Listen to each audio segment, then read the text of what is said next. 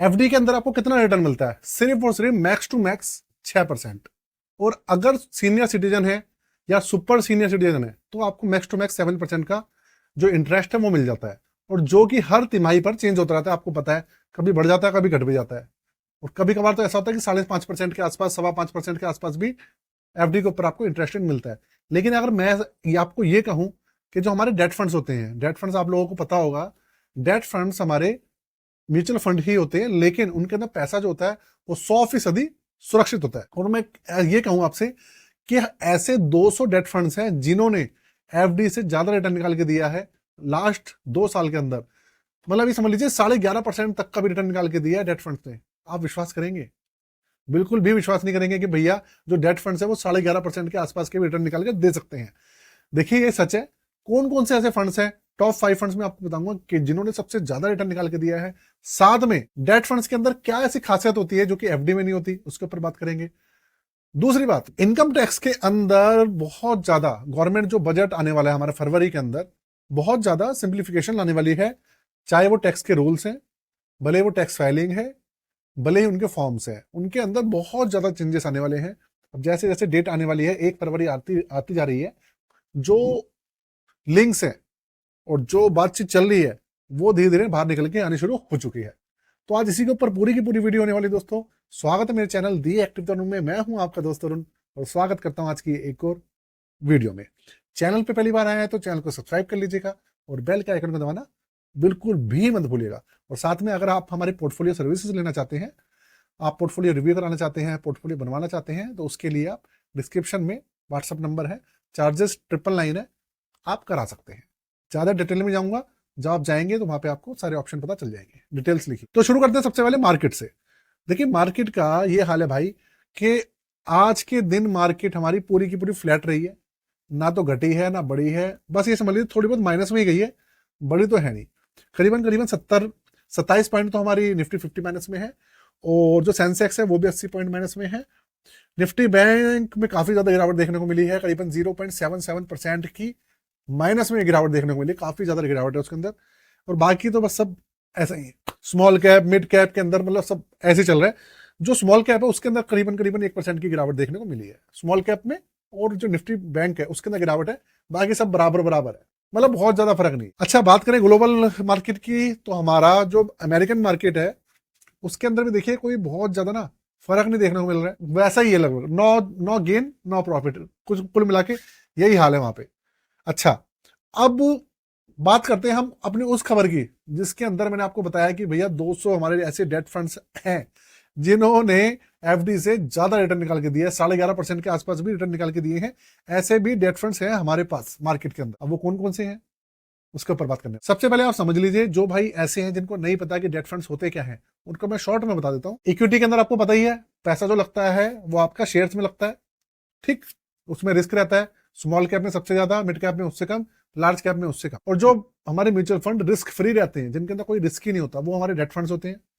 Date funds में आपका पूरा का पूरा जो पैसा होता है वो लगता है गवर्नमेंट जो सिक्योरिटीज होती हैं उनके अंदर लगता है, जो कॉर्पोरेट बॉन्ड्स होते हैं उनके अंदर लगता है, और आपके ऐसी चीजें होती हैं जहां से ना अगर एएमसी उस फंड के अंदर इन्वेस्ट करती है उस फंड के थ्रू, तो वहां पे इंटरेस्ट मिलता है। मतलब डेट फंड्स का मतलब ये हो गया कि भाई कहीं पर भी आपका पैसा लगेगा, वहां से बदले में मार्केट के उतार चढ़ाव की बजाय वहां से इंटरेस्ट मिलता है। जैसे अब एफडी में आपको इंटरेस्ट मिलता है, वैसे वहां पे भी इंटरेस्ट मिलता है, और बदले में आपको भी इंटरेस्ट ही मिलता है एक तरीके से। जो एनएवी बढ़ रहा है वो भी एक तरीके से इंटरेस्ट। तो ये होता है हमारा डेट फंड के अंदर। डेट फंड किस लिए यूज करा जाता है?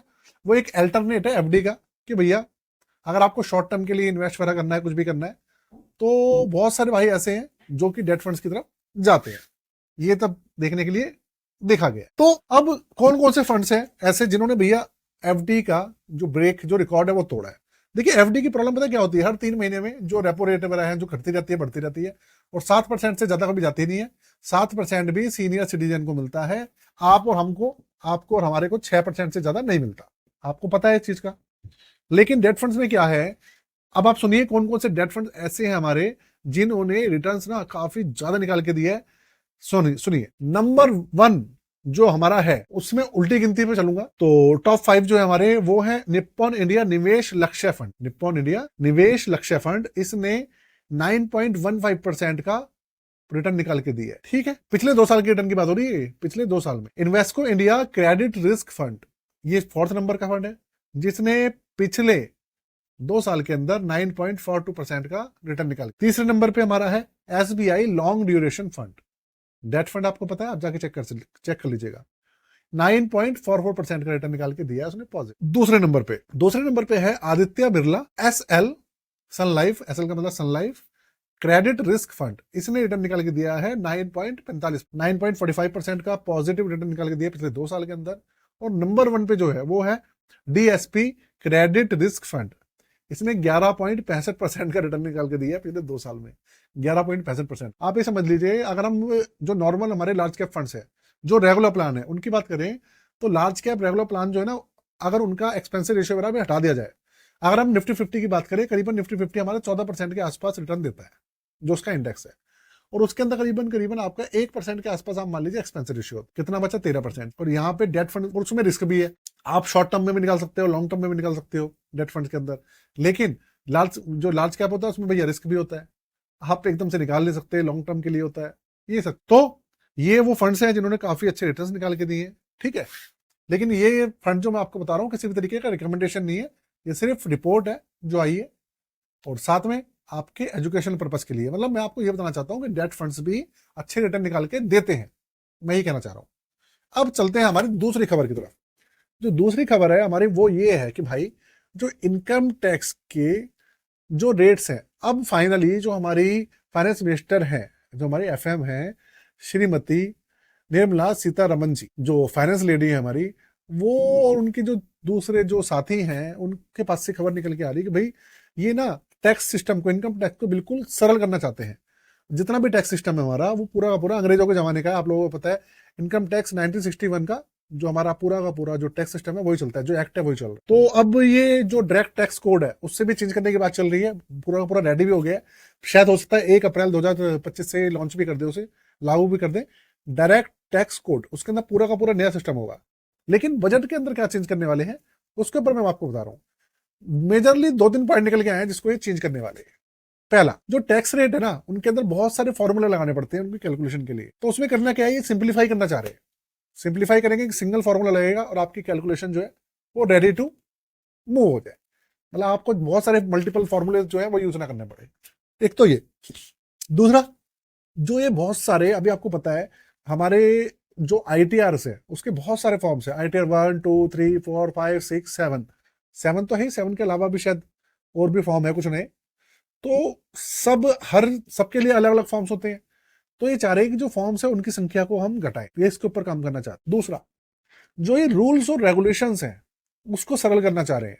तीसरे नंबर पे चाह रहे हैं कि भैया नॉर्मल पर्सन भी उन सब चीजों को समझ पाए और इन सब चीजों के ऊपर पहल कर। 4th नंबर पे जो सबसे महत्वपूर्ण जो करेक्शन है करना चाहते हैं तो या करने वाले हैं वो है असेसमेंट ईयर। अभी तक आपको पता है जो इनकम टैक्स होता है उसके अंदर एक झमेला है। झमेला क्या है कि अगर आप करंट फाइनेंशियल ईयर की, उसमें फाइनेंशियल ईयर और असेसमेंट ईयर 2 ईयर होते हैं, तो जितना भी इनकम टैक्स है वो असेसमेंट ईयर के हिसाब से चलता है, फाइनेंशियल ईयर के हिसाब से नहीं चलता है। मतलब अगर आप 24, ये जो हमारा फाइनेंशियल ईयर चल रहा है 24-25 चल रहा है, 2024-25 चल रहा है, फाइनेंशियल ईयर 2024-25 है, लेकिन इसका एज पर इनकम टैक्स जो असेसमेंट ईयर है वो होगा 2025-26। तो ये क्या चाह रहे हैं, असेसमेंट ईयर का फंडा ही खत्म करना चाहते हैं। जैसे हमारा GST में नॉर्मल फाइनेंशियल ईयर, ऐसे ही इसके अंदर इनकम टैक्स में भी फाइनेंशियल ईयर वाला कॉन्सेप्ट लेना चाह रहे हैं। और वो चाह रहे हैं कि भैया ये फरवरी में, अक्टूबर, जो फरवरी में है बजट के अंदर हम ये क्लियर कर दें कि अब से असेसमेंट ईयर के अंदर कुछ भी ये सब चीजें नहीं होंगी। पूरी की पूरी जो है कैलकुलेशन, मतलब जो भी होगा फाइनेंशियल ईयर के हिसाब से होगा। असेसमेंट ईयर का कोई आपको आने वाले में वजूद ही खत्म कर देंगे। ये मेजर बातें हैं जो इनकम टैक्स के अंदर ही बात कर रहे हैं चेंजेस करने की बजट के अंदर। बजट 2025 जो आने वाला है 1 फरवरी। तो दोस्तों वीडियो कैसी लगी जरूर बताइएगा, साथ में चैनल को सब्सक्राइब कर लीजिएगा, बेल के आइकन को दबा दीजिएगा और साथ में एक प्यारा सा कमेंट कर दीजिएगा अगर आप करना चाहें तो।